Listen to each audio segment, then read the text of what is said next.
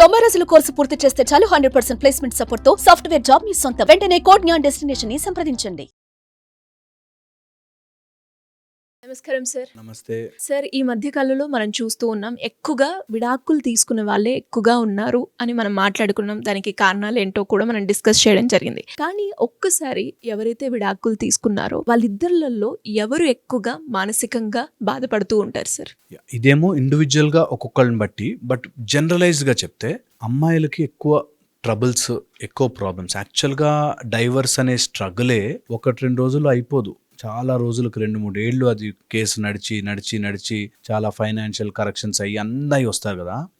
So అమ్మాయిలు మేజర్గా damage ఎలా అవుతారంటే, వాళ్ళకి నెక్స్ట్ ఏంటి, ఒకవేళ కిడ్స్ ఉంటే ఇంకా పెద్ద ప్రాబ్లం. అది కిడ్స్ వాళ్ళ భవిష్యత్ ఏంటి, ఇప్పుడు నేను ఏం చెయ్యాలి అనే ఒక కన్ఫ్యూజన్లోకి వెళ్తారు. Number 1, what is my life now అనే ఒక కన్ఫ్యూజన్లోకి ఉంటుంది. సెకండ్ వచ్చేసి, ఇలాంటి వాళ్ళు నన్ను ఇంకందరూ చీప్గా చూస్తారు, నాకంటూ ఒక లైఫ్ లేదు, నేను సింగిల్ అయిపోయాను, నేను ఇంకా ఏమి చేసుకోలేను అనే ఒక నిస్సహాయతకి వెళ్ళిపోతారు. థర్డ్, డిపెండెన్సీ అయిపోతారు. ఇప్పుడు ఎవరో ఒకళ్ళు ఉండాలి నన్ను చూసుకోవడానికి, మా అమ్మ నాన్న చూసుకోవాలి, లేకపోతే ఎక్కడన్నా బయట ఉంటే బయట నన్ను ఎవరన్నా ఫ్రెండ్స్ చూసుకోవాలి. ఈ టైప్లో they are dependent, more dependent అయిపోతారు. ఫోర్త్, ఇక మ్యారేజ్ చేసుకోవడానికి కాంప్లెక్స్ అయిపోతారు. నెక్స్ట్ మ్యారేజ్ చేసుకోవాలన్నా కూడా భయపడిపోతుంటారు. వీళ్ళు ఎలా, నెక్స్ట్ ఎలా ఉంటుంది, నేను యాక్సెప్ట్ చేస్తారా, నేను ఆల్రెడీ ఫస్ట్ మ్యారేజ్ అయిపోయింది కదా, నా పరిస్థితి ఏంటి అని చాలామంది ఇంకా డిలే చేస్తుంటారు. ఇది ఎంత కాంప్లికేటెడ్ అయిపోతుందంటే, ఇప్పుడు ఒక 36 ఏళ్ళు 37 ఏళ్ళు అయిపోయాక డైవర్స్ అయితే ఆ అమ్మాయికి 20 ఏళ్ళు కుర్రాడైతే రాడు, అమ్మాయికి 45-50 ఉన్నవాడు వస్తాడు, ఆర్ 42-43 వాడు వస్తాడు. వాడంతవరకు మ్యారేజ్ చేసుకోకుండా ఉన్నాడు, he will be also divorcee. So ఇలాగా చాలా కాంప్లికేటెడ్ జర్నీ జరుగుతుంటుంది. సో అందుకోసం ఎప్పుడైనా డైవర్స్ జరిగితే ఇవన్నీ ఆలోచించుకుని స్ట్రెస్ అయిపోతుంది లైఫ్. అండ్ ఎంత డైవర్ట్ చేసుకుందాం అనుకున్నా డైవర్ట్ కాలేని పరిస్థితిలోకి వెళ్ళిపోతారు. దీంతో 2 రకాలుగా దే టర్న్. వన్ ఇస్, ఏం కాదు లైఫ్, ఏమైతే ఏమైంది అనేటట్టు యారోగెంట్గానే తయారైపోతారు. రేదర్ సెకండ్ మెథడ్ ఇస్, వాళ్ళ లోపలికి వాళ్ళే డౌన్ అయిపోయి డిప్రెస్ అయిపోయి they going to a shell, ఒక ఇలా వాళ్ళని వాళ్ళు కప్పేసుకుని ఉండిపోతారు. ఈ 2 రకాలు డేంజరస్.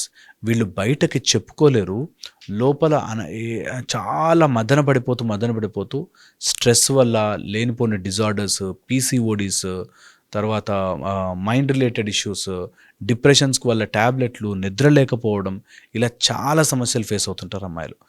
ఇవి బయటకు వచ్చాక దీన్ని ధైర్యంగా ఎదుర్కోవచ్చు మనము, ఏమీ కాదు అని సపోర్ట్ చేసే ఫ్యామిలీ ఉంటే ఓకే.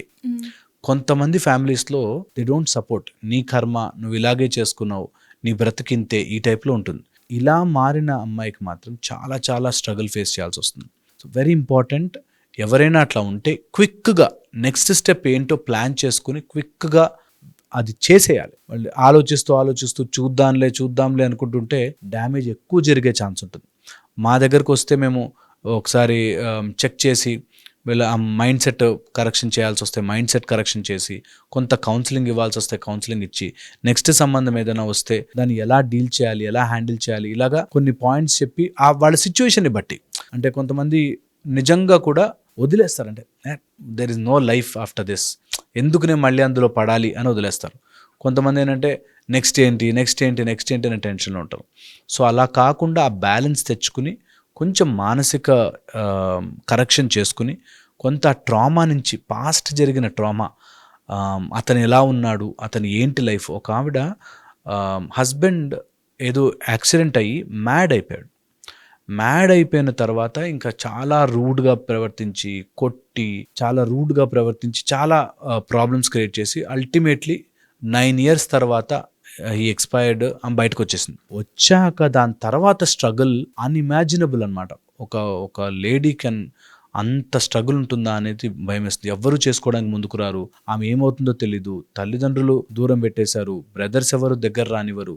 ఈ టైప్లో వెరీ వెరీ లోన్లీ లైఫ్ అయిపోతుంది. అలా ఎప్పుడూ వెళ్ళకూడదు, ఎప్పుడు లోన్ ఫీల్ అవ్వకూడదు, ఎప్పుడు you should live your life strongly. అది గుర్తుపెట్టుకోవాలి. వీక్నెస్ ఇస్ డెత్, స్ట్రెంగ్త్ అనేది స్ట్రాంగ్ మైండ్ సెట్లోంచి వస్తుంది అనేది గుర్తుపెట్టుకోవాలి. ఇటు అబ్బాయి సైడ్కి వస్తే, అబ్బాయిలు బయట పడరు కానీ నన్ను భార్య వదిలేసింది ఆర్ డైవర్స్ అయిపోయింది అనేది ఒక రియల్లీ వాళ్ళకు ఒక టైప్ ఆఫ్ కాంప్లెక్స్డ్ కండిషన్. ఎందుకంటే భార్య వదిలేసిందిరా అనేది ఒక టైప్ ఆఫ్ మైండ్లో పడిపోతుంది. చాలామంది బయటకు అన్నారు కానీ మైండ్లో ఇది బ్యాడ్ అనేది జరుగుతుంది. ఇక నెక్స్ట్ వెతికినప్పుడు కూడా ఎలా ఉంటుంది అమ్మాయి, ఎలా ఉంటుంది అనే దాంట్లో ఉంటారు.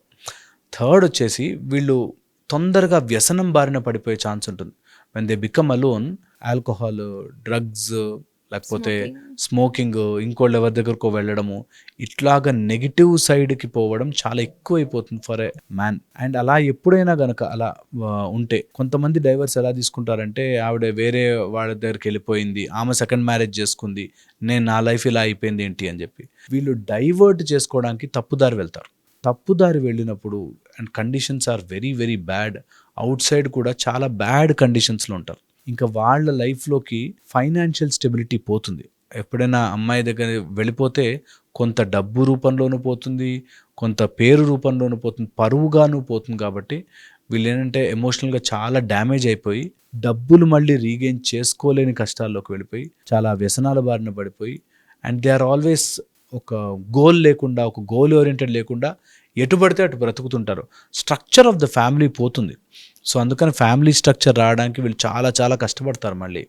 అండ్ ఇలాంటి వాళ్ళకి వాళ్ళు ఏడవరు కూడా, బయటికి ఏడ్చే అంత కూడా ఉండదు. కాబట్టి లోపల కాంప్లెక్స్డ్గా తయారయ్యి వాళ్ళని వాళ్ళు కోపం తెచ్చుకుని, వాళ్ళని వాళ్ళు డ్యామేజ్ చేసుకుని, హర్ట్ చేసుకునే వాళ్ళు కూడా ఉంటారు.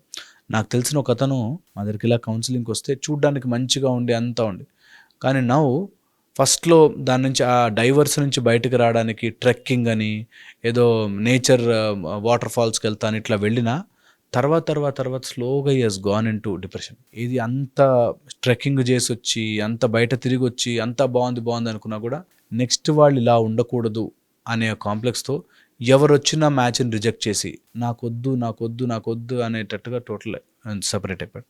సో అందుకని వెరీ హార్డ్గా మైండ్కి తీసుకుంటే, so you should not take things personally. బ్రెయిన్కి తీసుకుని నాకే కష్టం జరుగుతోంది, ఇంక యూనివర్స్లో ఎవ్వడికి జరగట్లేదు, అందరూ నన్నే చూస్తున్నారు, ఫ్యామిలీలో అందరూ ఇదే అడుగుతున్నారు, డైవర్స్ అయిందని ఇంకా అందరూ అడుగుతారు, అందరూ మాట్లాడుకుంటారు డైవర్స్ అయిందంట. సో ఇది కూడా ఒక social స్టిగ్మాగా మార్చుకోకూడదు.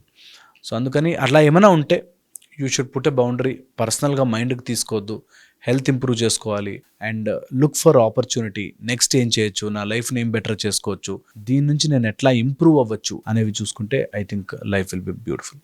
Thank you sir, thank you so much.